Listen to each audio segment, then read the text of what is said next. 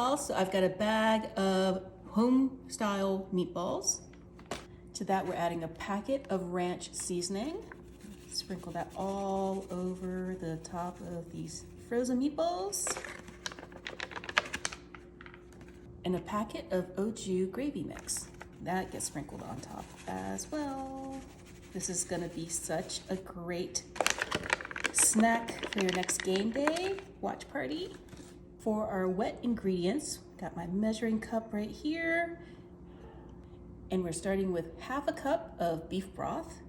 That goes right in there. This is such a good appetizer. It's great for any time of year. And a quarter cup of pepperoni juice. That goes in there as well. A total of 3/4 of a cup of liquid. It's gonna go all over those meatballs.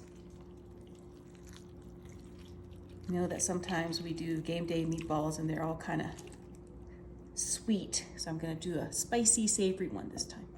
We're also gonna be adding 1 stick of butter that I've sliced up. Just gonna drop that all in there, like so. Make sure that there's a bit of butter on every piece. Now I make these meatballs at least once every football season. Do you guys have like a go-to meatball recipe that you make in a crock pot? Let me know in the comments because I want to try all of them. Once that's evenly distributed like so, we're gonna come back with the rest of those pepperoncinis, but we're actually, instead of the juice, we're gonna actually take those peppers, just leave them whole. And this is kind of up to you, like how spicy you want it. Like if you want it super spicy, then add like, I don't know, 10 or 20 or the whole jar. But I want it kind of like medium heat, so I'm just gonna add 5,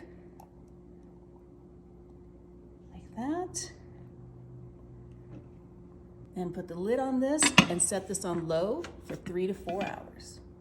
Wow, it smells so good in here, guys. Let's go ahead and give this a quick stir.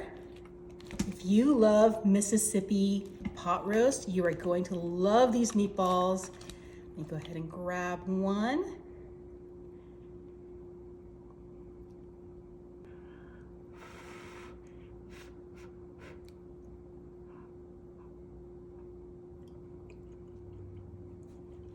It's so good.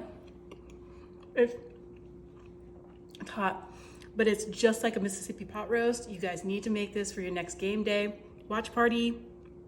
So good.